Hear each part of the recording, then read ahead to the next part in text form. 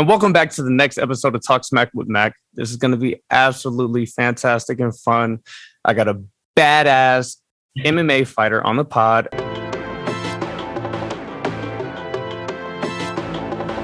you ready? Let's talk smack. Ashlee, how you doing? Hey, thank you so much for having me. I really appreciate it. Yes, man. Likewise, it goes both ways. You're a badass. You know, anybody that gets into that octagon and is a fighter for a living, you got to show respect. And you got thrown to the wolves. I feel like as soon as you started, I rewatched the Raquel Pennington fight. That was your first fight in the UFC, right? Yeah. I mean, that was so long ago, 2014. And I was 3-0 at the time. In my career, I don't have that many fights because I've been fighting for, over a decade now. But the fights that I have had have been very high level and high risk, high reward, meaning, taking last minute fights, fighting people who were ranked much higher just because it was a really good opportunity.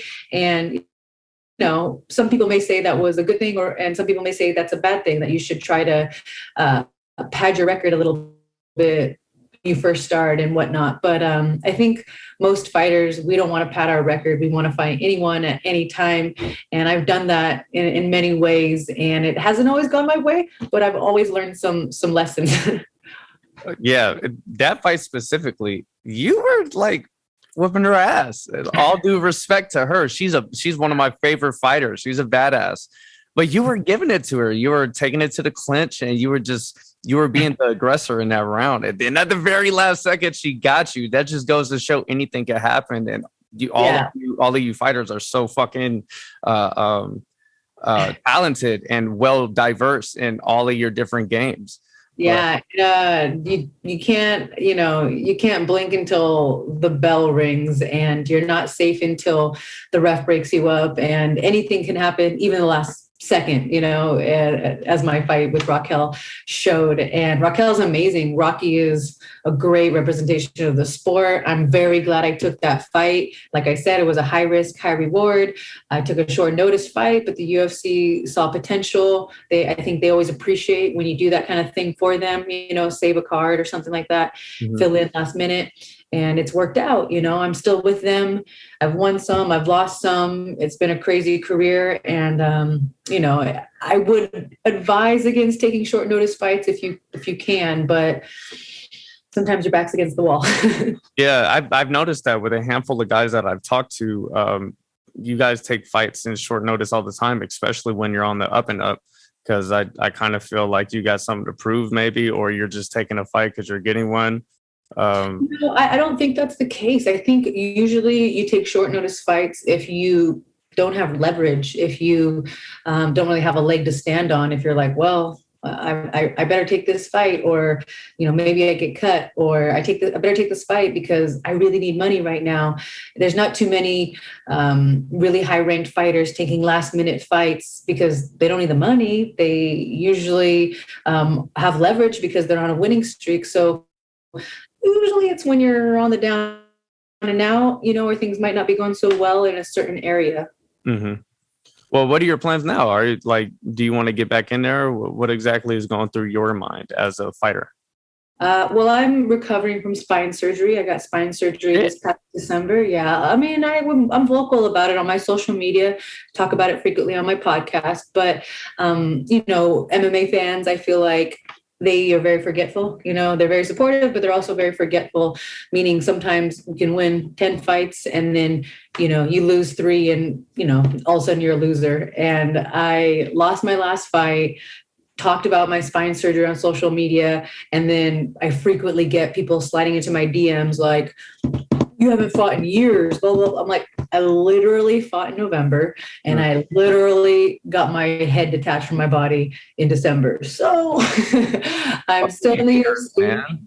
I'm still in the UFC. I'm still under contract. I have fights left, and I can't give you an exact date, but in 2022, I will be back in the cage. Maybe that's January, maybe that's December. I don't know. It's a major surgery. My body is taking much longer than some guide teammates that I've had. You know, they were back in the cage after 10 months. I'm 8 months post-surgery, and there's no way that I'm getting back in the cage anytime soon. So I'm not done fighting. I'm 34. I know I'm getting up there, but if Misha and Marion Renault's fight proved anything, it's that age is just a number. You know, women are have a little bit more longevity in the sport, it seems like. But, you know, it's all about how you treat your body. And with the exception of this surgery, I've treated my body pretty well, injury-wise, I guess. You know, I definitely didn't always treat my body right. But yeah, a lot of people think that I'm done because I'm doing podcasts and interviews and other movies and stuff like that. I gotta stay alive.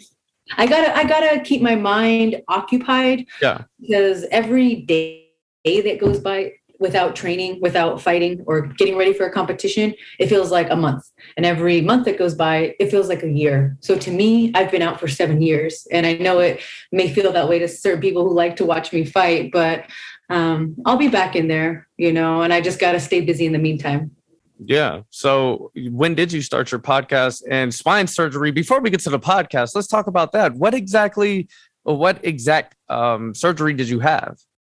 So my C6, C5 were like, that's the, you know, little, I clearly sound like a fighter right now, but those are the discs, you know, you got like all your C's and then your L's. Or something like that, you know, like my L7, you know, that people say that, right? My L7 hurts. Well, your C's are your cervical spine discs. I know that's not scientific terminology, but right here you can see the scar a little bit. So it's at the base of my neck. Mm-hmm. And what happens as a wrestler, I'm 34, I wrestled since I was 15 years old. Over time, those discs get worn out, right? And so they start pinching on the nerves. And so I had nerve pain all through my left side for about a year that got progressively worse. And eventually they needed to add a metal and plastic spacer in there. So I'm part robot now, or whatever you want to call it. And, you know, it's in there and it's healing, but it's taking a long time. And I still have a lot of pain in that same spot where I was having previous nerve pain in my, you know, trap in my shoulder.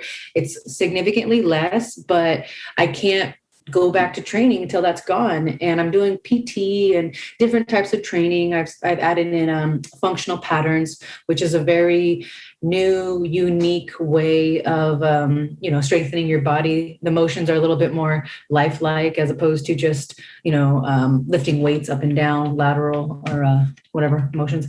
So yeah, so I'm still training. I'm healing from that major surgery. Yeah. How does that make you feel, like having still a little bit of residual pain in the same spot? Does that make you nervous or is that expected?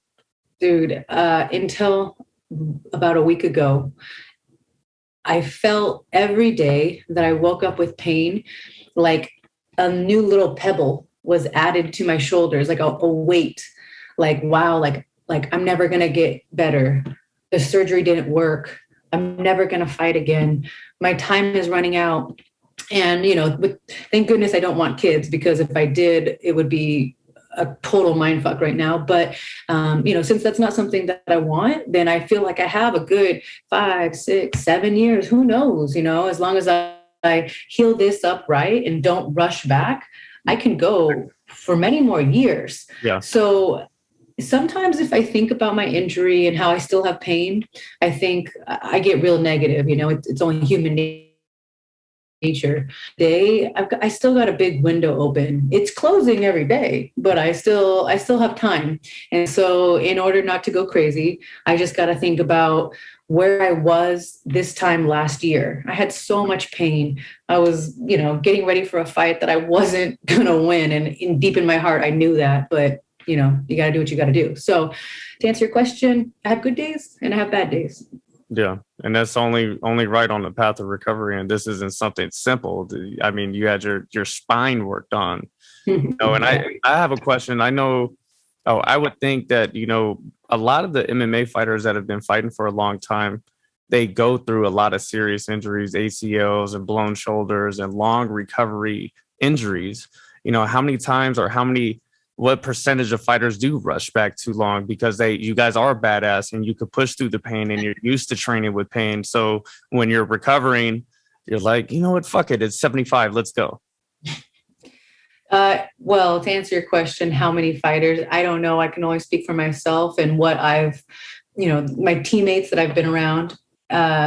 We are all too tough for our own good. And that's why we have people, or should have people around us that really care more about our well-being than we do our own, like coaches, significant others, friends, family, counselors, anyone, that you have in your life, part of your team, not just teammates, but coaches and whatnot.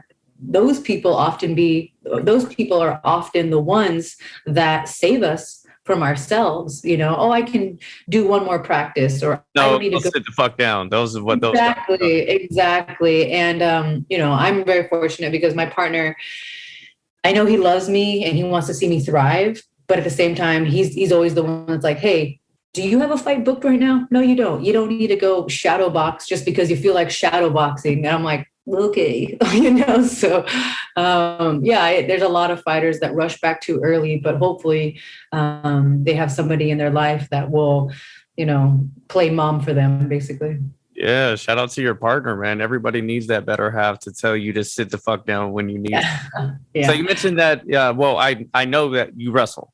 You said you started when you were 15. How'd you get into that? Long story short, I was always a tomboy, beating up on my brother. He's a year younger than me, and his friends, John. Never forget John. John was the one who came back from wrestling camp, military camp, and double-legged the shit out of me and was like, yeah, what? Girls can't wrestle. I learned to wrestle. And I'm like, don't tell me I can't do something. So I was a sophomore in high school. I went and joined the boys wrestling team at Ukiah High, was on a boys team, got the crap beat out of me for quite a while until one day I beat a girl at a competition, and that feeling was intoxicating. I think that as a kid who didn't get much like love and affection and praise, when you win at a sport, it becomes addicting. It's a way that you can get love and fills that hole, need. Yeah. I didn't have the best family life, so sports really, really filled that void. It was huge for me. Yeah, that's awesome. How long from when you started, how long until you actually started taking it serious? Was it when you won that competition? Honestly, I had never been in any other kind of sports. I think my freshman year, before sophomore year, I had like casually tried out for the softball team, but like quit during tryouts because I realized very fast that you can't just not do a sport and then try out for a team. I was always a chunky little girl, still kind of am. And I tried out, and then, exercise, there's like a scientific, endorphins and serotonin and happiness and free drugs, basically, right? So I literally feel like wrestling was that, like, those endorphins and that happiness and that team and that teamwork and that bonding and that family environment that I didn't have. So right away, I was obsessed. Unfortunately, when you're really young and you don't have someone mentoring you about cutting weight, you do crazy things. I was anorexic for a short time, like not like that long, but, didn't eat just to make weight, and then threw up the food to make weight, and then found wills. And, you, as a young wrestler, especially way back when, you go through life and you learn the hard way, the good old fashioned way. And I was just always dedicated. No matter what, I wanted to win. I probably was trying to prove something to my male coaches, maybe I had daddy issues, who fucking knows, but from day one, I gave it my all, and I have never stopped. How much do you think that affects people 14, 15, 16 years old in high school, and they're like, I'm going to not eat for 3 days to make weight for wrestling or for this. I have to be 135 or 137, 125, something so little. And these kids are like just beating the shit out of themselves to make weight. I have a slightly old school mentality about your question, and it's probably not popular opinion, but fuck it. Part of that is good for kids, like little fucking discipline. not to rag on, newer generations and kids these days, but, wrestling taught me every life lesson I could ever need, sacrifice, dedication, tenacity, hard work, like all these things I wasn't going to get at home. Wrestling did that for me. I don't think cutting weight, like in a detrimental way, obviously that's not good, right? But like I said before, sometimes you have to learn the hard way. If you're like me, it's fucking thick-headed, and you need to learn the hard way. So it's not good, but it's also character defining, and it just shapes you as a person. And I don't think sacrifice, which is what cutting weight essentially is, I don't think it's bad. I think that there's a good way and a bad way to do it. Even the healthiest way of cutting weight is character shaping and hard as fuck. You can still do it in a healthy way, but it's not done by everyone because it's not fun. And that's what separates, champions and casuals. How much are you willing to sacrifice? Yeah. All right. So after you beat that girl in a tournament and you got that feeling of just being on top of the world, what happened after that? I mean, like I said, I've always been very, very dedicated, and I never thought about quitting. I've always been very emotional. Like I cried back then when I was 15, and I cried a day at 35, after a hard training session. Yeah. I'm emotional, very emotional, but I never wanted to quit, I'm not going to say that because there definitely were times I thought about quitting, but you ever think about something, but like deep down, you're not going to do it. Like you say, you're like, oh, I feel like quitting, but like, you're not going to quit. Yeah, it never crosses your mind that you're going to, lace the gloves up or hang up your little wrestling outfit or whatever it is. Yeah. You may have a bad day, and everyone does, and you feel like quitting in the moment. But if it's something that truly lights you on fire, like wrestling and MMA do for me, then quit is really not an option. And so from there, I just got better, and sports or anything, right, is better when you become a little more educated. So when you first start a sport, whether it's wrestling, boxing, MMA, and you're getting your ass beat, like it's not as fun as like a couple months or a year in, right? When you like know how to do things and you can like slip a punch, and like now it's fun, So I only became better at my sport, and which made me want to continue to do it more, which, pushed me into college, which pushed me into mixed martial arts, which pushed me into trying to get into the UFC, getting into the UFC. Now I'm in the UFC. Now I want to be a champion, So like, it never really stops. It never really ends. And, there's bumps. Oh, there's lots of bumps. But, if it's what really sets your soul on fire, to be corny, you just keep going. Yeah, straight up. And when you go through tough times like the surgery and the recovery, and when PT's hard and they're, I don't know if you have a scar, if they're scraping the scar to get in the front to get the cartilage down and shit like that. That shit sucks. It's not fun. It's back when you said when you first started sport and you're getting your ass kicked. When you're recovering from an injury, that shit is not fun. I had shoulder surgery, and it took almost 3 years for my shoulder to get back. I do a little bit of boxing. I thought I was never going to box again because every time I tried to throw a jab, it hurt, or anytime I landed, it made impact. I felt it through my collarbone and my shoulder, and it was absolutely fucking miserable. So I can only imagine what your fucking spine is like, So you're definitely going through it, but you're staying positive. I could tell, and like you said, you have your good and bad days, but it never stops you from smiling. So that's pretty dope and admiring. Yeah, I'm very grateful for my partner, number one. It's hard to go through something like this alone. Yeah, but it's also character defining. You can if you're someone who has to go through this kind of an injury alone, you realize that you're stronger than you could have ever imagined. You think that you can't go through something like this alone, but the truth is you can. And there's a lot of people out there who are. I'm very lucky. That's up to them. Yeah, heads off to them. And, but I have my partner. And then in addition to that, I'm very fortunate that probably, I'm horrible at math, but like 6 months, a year, I think it's been it was at least a year. I'm 2 years sober now, but so I was probably like a year or a little over a year sober before I got this surgery. And I'm so grateful for that because, I really relied heavily on alcohol for anything, like, oh, I'm sad, let's have a drink, or like, oh, partying, let's have a drink, or like, I'm bored, let's have a drink. And I know in my heart that if I wasn't sober when I got this surgery, it was gonna fuck up my recovery time. Alcohol's bad in general, but like, when you're going through something like this, you should put good food in your body, get good sleep, put good things in your head, watch good things, just be positive, right?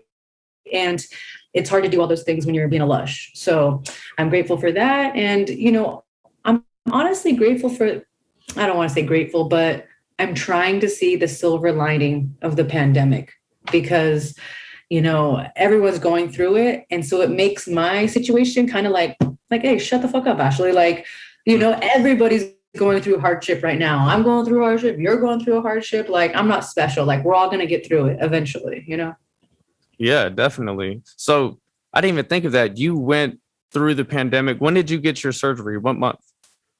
So I fought last November and I fought at the Apex, no crowds, and I didn't get to fight at Fight Island. I was close to fighting at Fight Island, but didn't get to fight at Fight Island. And so I fought at the Apex and, no crowds, not quite locked down. I think like Vegas was open at that point, just weird because the world is weird right now. And then I got a month later, I got the surgery. So that's December.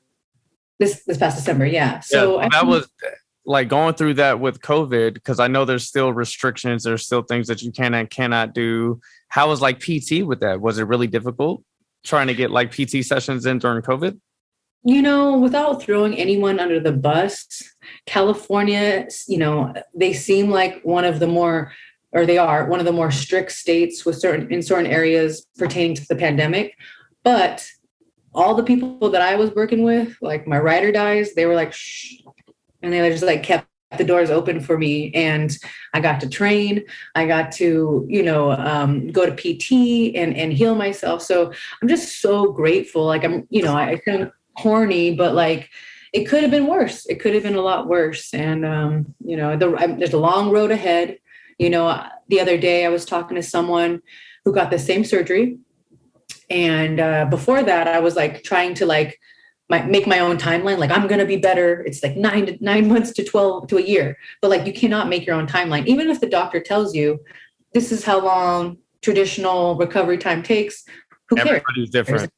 Everybody's different. Exactly. So I was getting really sad because 9 to 12 months was coming up real fast, right? I'm at 8 months right now and I have lots of pain still. But then I met someone who had the same surgery, female wrestler. And it took her a year and a half to get back on the mat without pain. And that made me so fucking happy. I literally got tears in my eyes because I was thinking like, I may never fight again. Yeah, I'm sure you're scared to death. And so hearing that from her and her having like similar background, just wrestling since we were young, just using our head as a fucking third arm and, snap downs, bang the head. Like I'm a kind of wrestler. Like I'm not that like slick, take a shot from far away. Like I'm like, fucking Frankenstein, bang on the head, snap the head down. And so that person's banging on my head, banging on my neck. The doctor even said when he went in there, he's like, oh yeah, you got a little bit of a hump.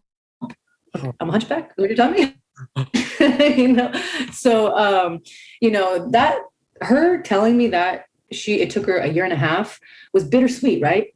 I felt sad, like, fuck, a year and a half. But then I felt like, okay, the rest of my life. I extended my timeline because I was just like, every day was getting closer to like the year mark. And I was like, maybe it takes a year and a half or 2 years. I'm not fucking 50, And yeah, exactly. Yeah. So it's been a crazy emotional roller coaster. Some days I feel like, oh, fuck, am I ever going to fight again? And then other days I'm like, wow, like I'm in a good place. The UFC, I'm signed with the UFC still. I have a podcast and other endeavors that keep me busy, and I will be back in the cage. So if I focus on those things and not, I still have pain, like then I think I'll be okay. Yeah, man, I think you're gonna do great, and I'm looking forward to seeing you back in the octagon. So you said that you're doing movies. I mean, when I say movies, I mean very low budget and very small movies. That's But the shit I like. last year I was in a movie. There's a female boxing movie called Lola. They're actually working on Lola #2. I'm not in that movie, but it's directed by Antoine Allen. It's very cool. I play a non-speaking role, and I'm like the female Ivan Drago, just like the bad character. Yes. If you see what I look like, I'm never going to be cast as the girl next door, unfortunately. And the movie that I just did, my gosh, what is this one? Well, this one is a small. It's still in production. It's called Cicatrices, and Christy Lopez, who's also a Bellator fighter, her fiance Daniel Moncada is a actor, and they are co-directing and producing this movie. That's about. It's a lot. It's a great movie, but it's not out yet. It's called Cicatrices. It's still in production. And then there's a movie called Cupful of Crazy, where I play an MMA fighter that is going to be in production in the next few months if the pandemic doesn't ruin that. It was supposed to be shot a year and a half ago. So these are all really small roles, small movies with low budgets, but step in a direction that may take you. You have no idea. Yeah, that's something that I'm trying to look into is movies and shit. So that's super cool. Do your thing and let me know how it goes and give me all your tips and shit like that. I will. And right now, some people may be like, "Oh, why are you doing a small movie or this or that?" But I feel like it's the equivalent of having an amateur MMA career, right? Like this is where we make our mistakes and this is where we learn. And I'm trying to get into doing stunt work because I feel like stunt work is way more fun than acting, but acting is fun as well. And sorry, I just got a text message, but yeah, so I just want to learn. And one thing that I've learned this pandemic is don't say no to opportunities, and don't be afraid to ask for things. And those two rules have served me very well this pandemic season. That's one of my worst faults is the latter of the two, asking for help or asking for things. I don't ever ask any people for anything, but lately I had a camera issue and I asked for some help and people helped. So it was really cool. Asking for things, you can never be too good for that. But also your podcast, I'm a podcaster, obviously, but tell me about yours. Yeah, my podcast is really keeping me centered because I was so busy before with training. And, if you train that hard, that means you got to recover that hard. So going to cryotherapies and this and whatever, right? And then I also stopped drinking. So it was like, what am I going to do with my life if I'm not training and partying? Then, the pandemic, happened and everything shut down. So the pandemic my podcast has really saved my mental status. And basically what the podcast is, it's a MMA and sex podcast. And that sounds very different, I know. And it is. I don't think there's anything out there like it. What I do is interview mainly MMA fighters, UFC, Bellator, jiu-jitsu athletes, combat sports, anything like that. And also special guests. So we've had like Joey Diaz, comedians Brad Williams, Pauly Shore, sex therapists and doctors, adult entertainers, Kendra Lust, porn stars like that. Different personalities, but primarily focused around combat sports.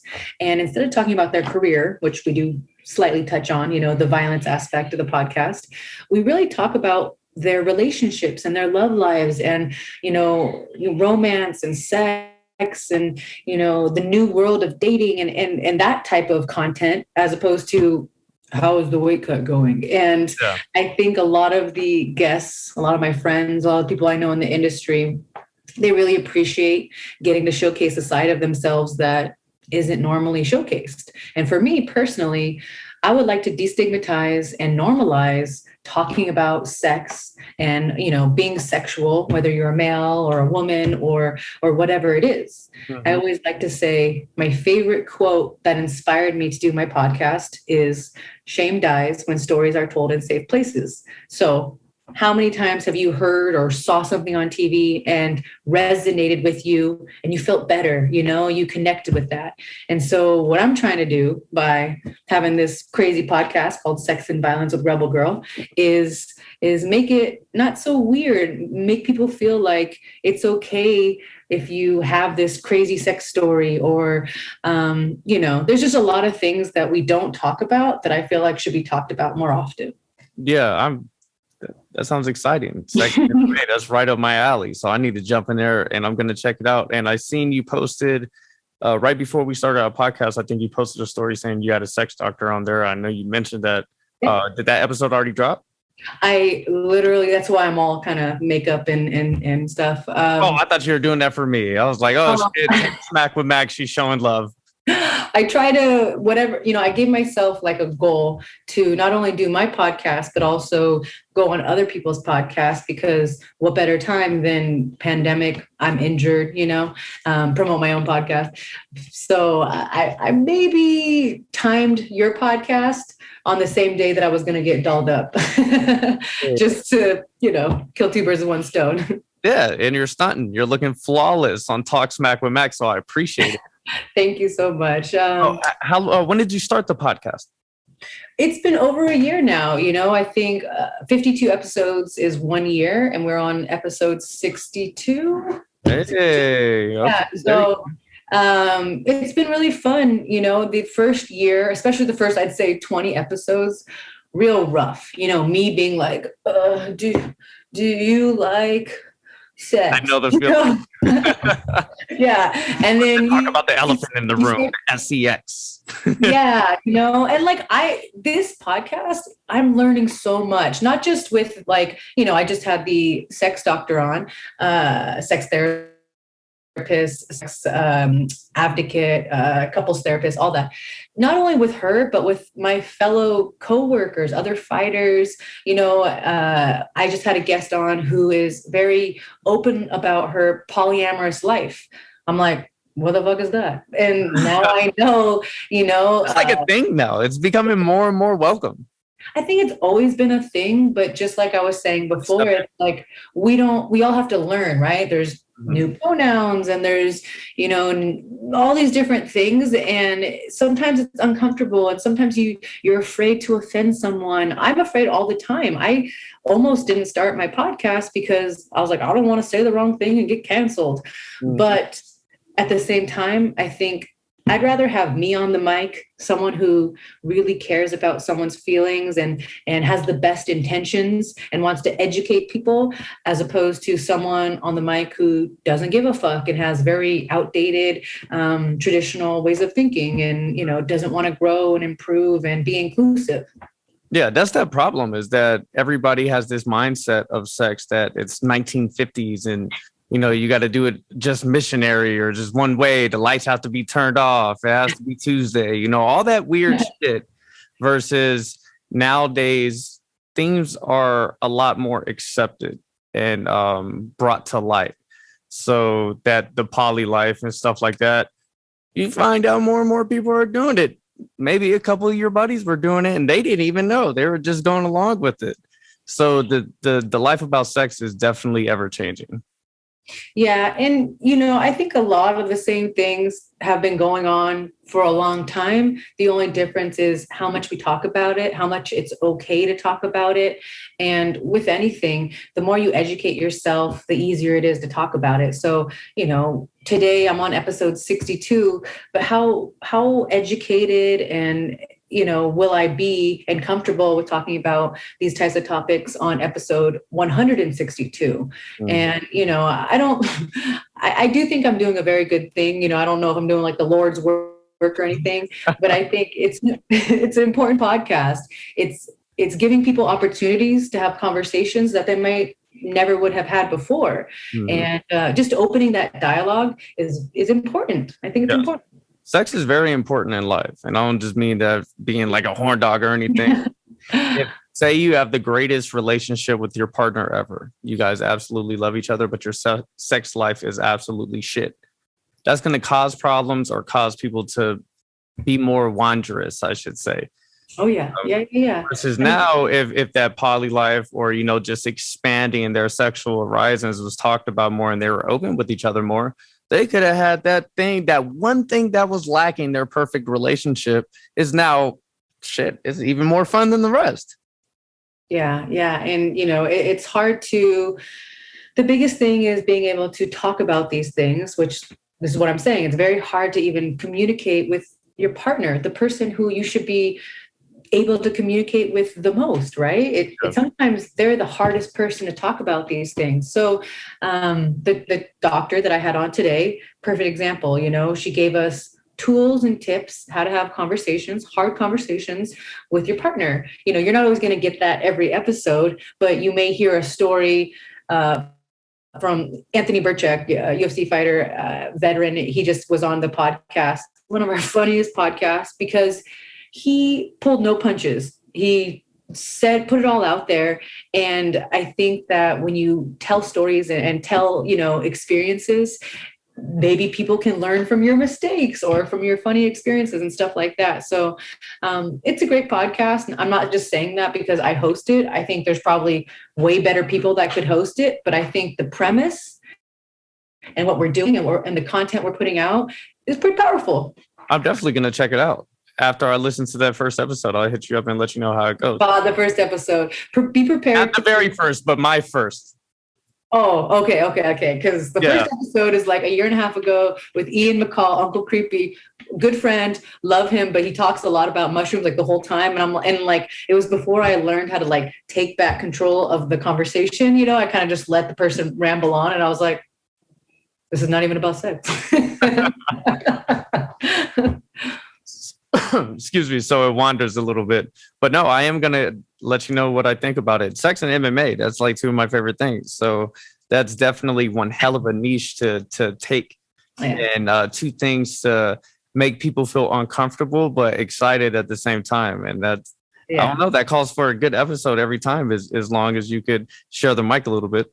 Yeah, we have, honest, it's a very structured show. A lot of podcasts are just conversations that can go any way, right? But I feel like for the type of show I want to put out, I do a decent job of having a structure. So, I ask about the guests, their background, their current dating status, their hopes and their dreams, sexually relationship. And then we end with fan questions every week. So you could literally ask, Jessica Penne, who's fighting this weekend, who's been a guest, or Jessica I, who's been a guest, or Joey Diaz was just a guest. Like you could send in a question and I could pick it and ask them at the end. And then we also play 2 segments. It's called the Lightning Sex Round and Fuck, Marry, Kill.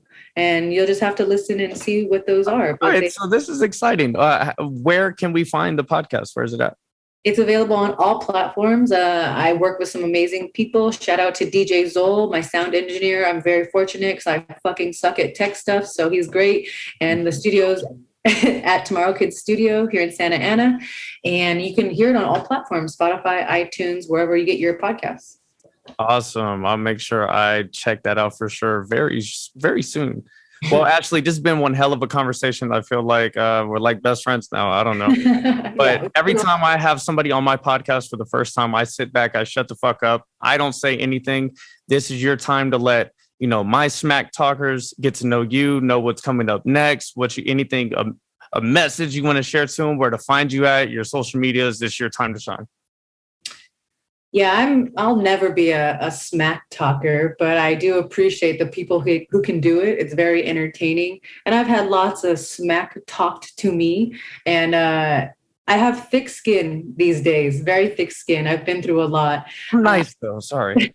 I mean, I'm a sensitive girl. I read all my comments and I shouldn't. And I respond back to all my fans and followers and supporters, and it means the world to me. And I'm not going to let a few bad apples spoil it for the rest of the people who've been with me from, day one, or maybe today there's their first time seeing me on your podcast and they want to support me. So, talk smack you want. You can find me on social media at Ashlee MMA. The podcast is at Sex and Violence with Rebel Girl. I know it's very long, but that's on Instagram as well. And you can also listen on all platforms. What am I forgetting here? Yeah. If you want to help the podcast, click on our link tree to help support us. Yeah. I got you. I'll make sure I put all of those links everywhere. I may make them pop here and there. And like that, I do my own edits, so I could do shit like that. Oh, good for you. Yeah, that's hard shit. It's very tough.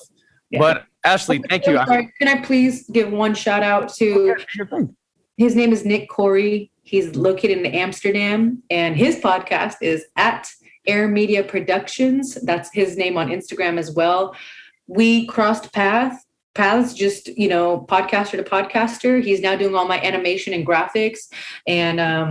And these people that help you for almost no money at all, like they are like gold, and you don't forget them. And DJ Zoll and Nick Corey out in Amsterdam, these people are helping with the podcast. It's not all me. I created it, I host it, I write it, but there's a lot of background work, as you know, and I just had to give them some love. Sorry.